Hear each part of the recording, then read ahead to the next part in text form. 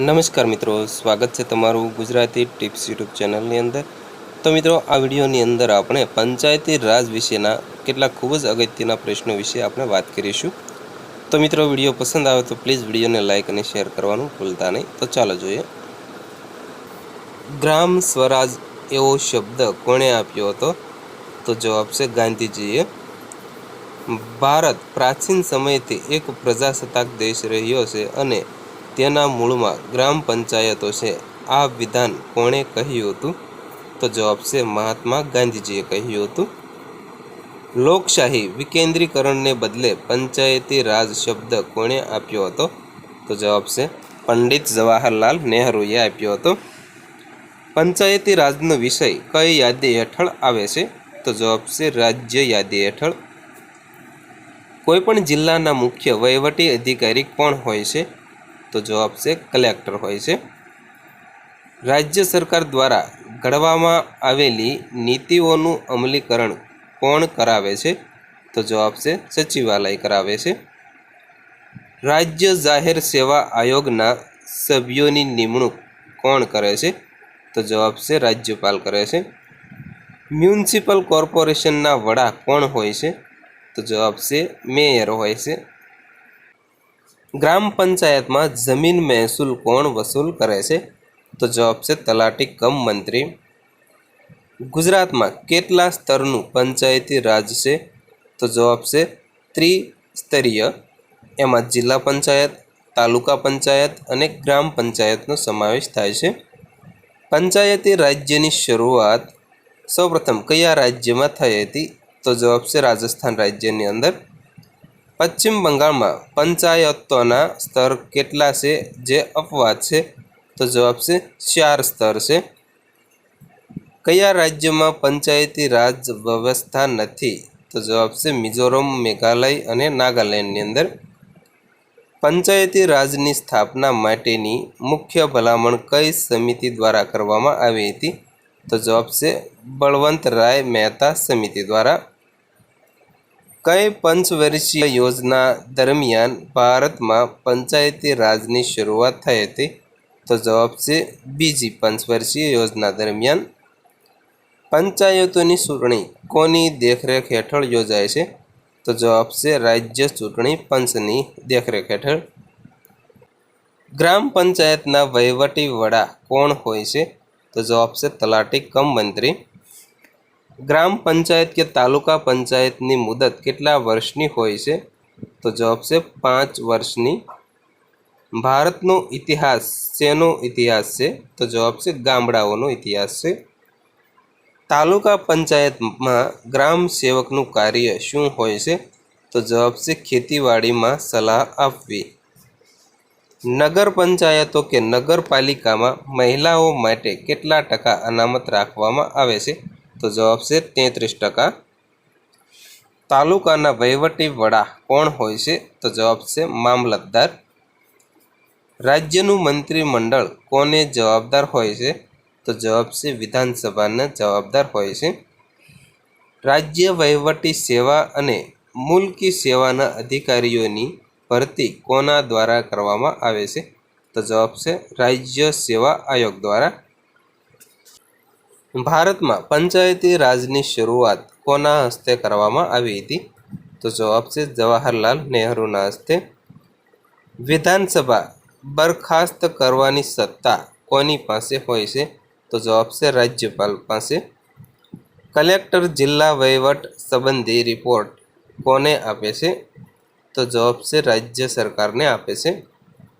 ગ્રામ પંચાયતની ચૂંટણીમાં ઉમેદવારી નોંધાવવા ઓછામાં ઓછી કેટલી ઉંમર હોવી જોઈએ? તો જવાબ છે 21 વર્ષની ઉંમર। તાલુકા પંચાયતના મંત્રી તરીકેની ફરજો કોણ બજાવે છે? તો જવાબ છે તાલુકા વિકાસ અધિકારી। નગરપાલિકાનો સઘળો વહીવટ નગરપાલિકામાં કોના નામે થાય છે? તો જવાબ છે ચીફ ઓફિસરના નામે। મેયરની મુદત કેટલા વર્ષની હોય છે? તો જવાબ છે 1 વર્ષની હોય છે। જિલ્લા પંચાયતના કાર્યોનું સંકલન કોણ કરે છે? તો જવાબ છે જિલ્લા વિકાસ અધિકારી એટલે કે ડીડીઓ। મહાનગરપાલિકાઓની સમિતિઓમાં કઈ સમિતિ સૌથી વધારે મહત્વની છે? તો જવાબ છે સ્થાપીય સમિતિ. ગુજરાતમાં પ્રથમ મિશ્ર સરકાર કઈ સાલમાં રચાઈ હતી? તો જવાબ છે 1996ની સાલની અંદર. ભારતના ન્યાયતંત્રમાં સૌથી ઊંચું સ્થાન કોનું છે? તો જવાબ છે સર્વોચ્ચ અદાલતનું.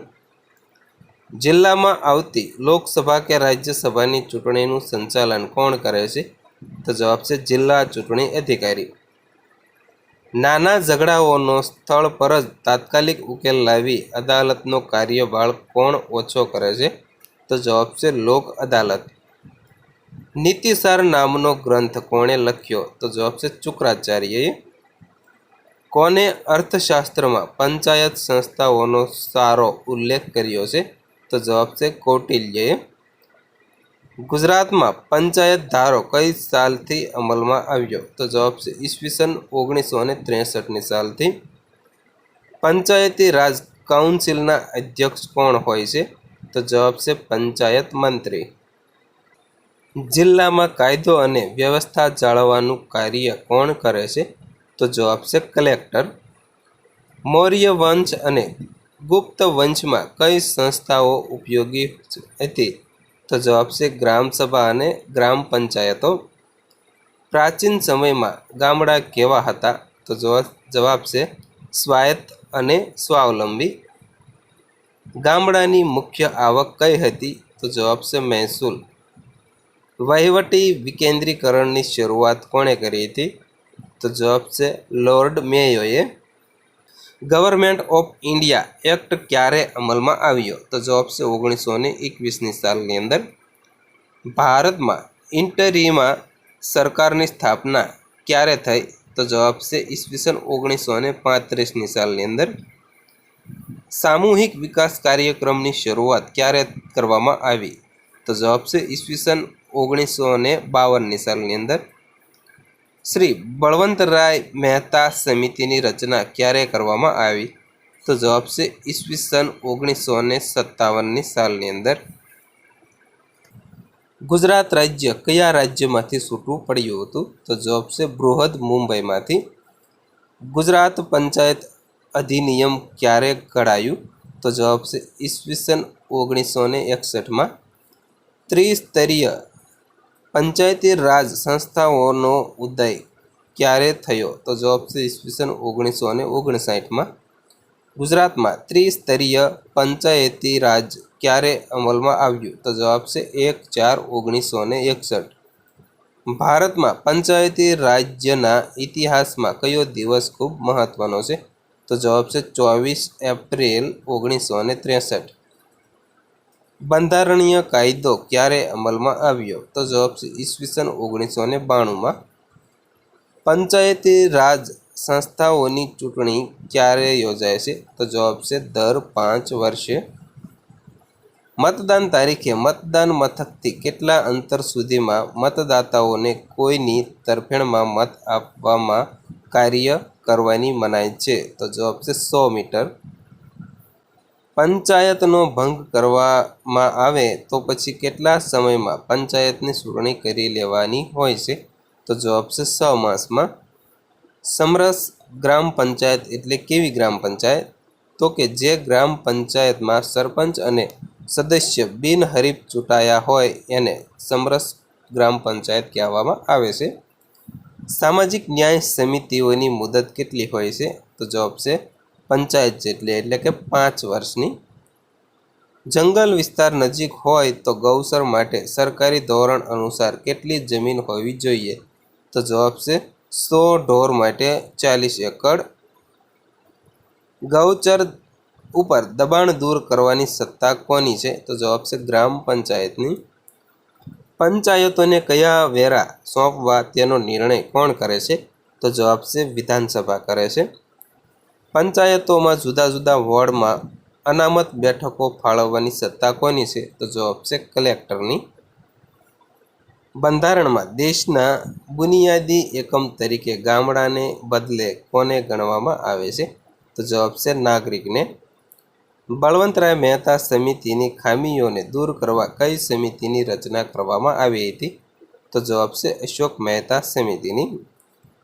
ગ્રામ પંચાયતોમાં દ્વિસ્તરીય પંચાયતી ભલામણ કઈ સમિતિએ કરી હતી? તો જવાબ છે અશોક મહેતા સમિતિએ. ભારતમાં પંચાયતી રાજની શરૂઆત ક્યારે અને ક્યાં થઈ હતી? તો જવાબ છે 2 ઓક્ટોબર 1959માં અને રાજસ્થાનના નાગોર જિલ્લાના બગદરા ગામે જવાહર નહેરુ દ્વારા કરવામાં આવી હતી. તો મિત્રો આ હતા પંચાયતી રાજના કેટલાક ખૂબ જ અગત્યના પ્રશ્નો અને તેના જવાબનો આ વિડીયો. તો મિત્રો જો તમને અમારી આ માહિતી પસંદ આવી હોય તો પ્લીઝ અમારી આ યુટ્યુબ ચેનલને તમે જરૂરથી સબસ્ક્રાઈબ કરી લેજો અને વિડીયો પસંદ આવ્યો હોય તો વિડીયોને લાઇક અને શેર કરવાનું ભૂલતા નહીં. અને જો તમે આ PDF બુક મેળવવા માંગતા હોય તો તેની લિંક વિડીયોના ડિસ્ક્રિપ્શન બોક્સની અંદર છે. ત્યાંથી તમે અમારી ટેલિગ્રામ ચેનલ જોઈન કરી શકશો અને ત્યાંથી તમને આ PDF બુક છે ફ્રીમાં ડાઉનલોડ કરવા મળી જશે.